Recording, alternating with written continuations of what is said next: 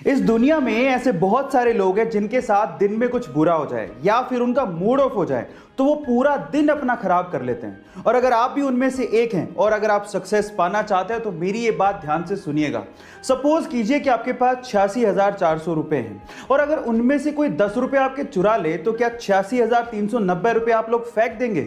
नहीं ना। इसी तरह से पूरे दिन में आपके पास 86,400 सेकंड होते हैं और उनमें से अगर कुछ वक्त बुरा चला जाए या फिर कोई आपका मूड खराब कर दे तो उसकी वजह से बाकी बचा हुआ दिन आपको खराब नहीं करना चाहिए। अगर आप लाइफ में सक्सेस पाना चाहते हैं तो इस मंत्र इंडिया में ऐसी बहुत सी फेमस कंपनियां हैं जिनके प्रोडक्ट हमारे घर पे हैं, हम उन्हें यूज भी करते हैं लेकिन उनका मतलब हमें नहीं पता होता। जैसे कि MDH मसाले बहुत से किचन में मिल जाएंगे, लेकिन क्या आपको MDH का मतलब पता है? चलिए मैं आपको बताता हूं। MDH का मतलब है महाशया दी हट्टी। ये एक पंजाबी लाइन है जिसका मतलब है महाराजाओं की दुकान। दूसरा है अमूल, जिसका दूध बहुत से घरों में इस्तेमाल होता है, लेकिन इसका मतलब है आनंद मिल्क यूनियन लिमिटेड। तीसरा है MRF, जिसका टायर बहुत सी गाड़ियों में इस्तेमाल होता है, लेकिन इसका मतलब है मद्रास रबड़। ऐसी बहुत सी रहस्यमयी चीजें हैं जिनके बारे में वैज्ञानिक भी नहीं जानते कि ऐसा है तो क्यों है।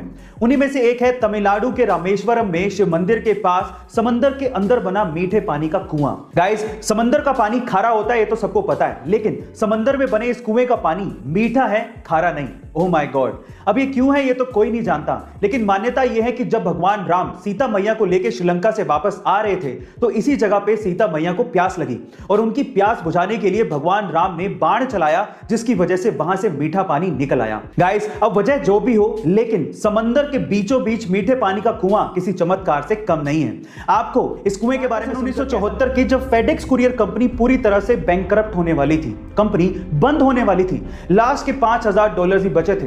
कंपनी अगले सप्ताह भी कैसे सरवाइव करेगी ये फाउंडर्स को नहीं पता था। मरता क्या नहीं करता, फाउंडर्स आखिरी $5,000 का दाव खेलने के लिए लॉस वेगास पहुंच गए ताकि पैसों का जुगाड़ किया जा सके और कंपनी को बचाया जा सके। गाइस, किस्मत भी बहादुरों का साथ देती है। लास्ट के $5,000 दाव पे लगा देना कोई छोटी बात नहीं है। उन्होंने $5,000 के थ्रू $32,000 कमाए और फिर से पहुंच गए फेडेक्स कंपनी को जिंदा करने के लिए। फिर क्या था गाइस, वही कंपनी जो बैंकरप्ट होने वाली थी, आज वो कंपनी $70 बिलियन की कंपनी है जिसमें 6 लाख से ज्यादा इंप्लॉइज काम करते हैं। गाइस, आपको फेडेक्स कंपनी की स्टोरी कैसे लगी? 2020 में आई कोरोना की लहर की वजह से सब कुछ बंद पड़ गया, कई जगहों पर लॉकडाउन तक देखने को मिला, लोगों के एक साथ इकट्ठा होने पर पाबंदी तक लगा दी गई और इसका असर खेलों पर भी देखने को मिला। लेकिन जब हमारे डॉक्टर्स और रिसर्चर्स ने मिलकर कोरोना से लड़ने के लिए वैक्सीन बनाई, तब कहीं जाके कई देशों में जिंदगियां पटरी पर लौटने लगी। कोरोना की वैक्सीन बनाने वाले इन डॉक्टर्स और रिसर्चर्स के सम्मान की एक झलक तब देखने को मिली जब विंबलडन का मैच देखने आए हजारों दर्शक कोविशील्ड बनाने वाले रिसर्चर्स और डॉक्टर्स के सम्मान में खड़े होकर तालियां बजाने लगे। देखिए ये क्लिप।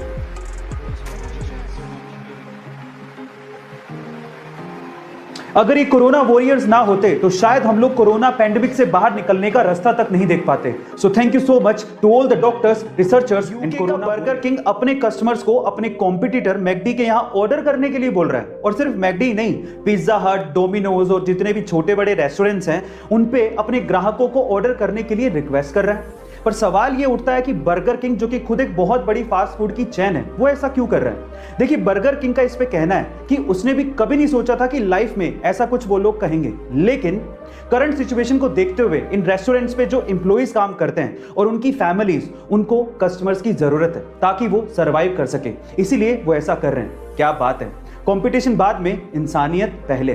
बर्गर किंग के सोच के लिए एक हार्ट तो बनता है।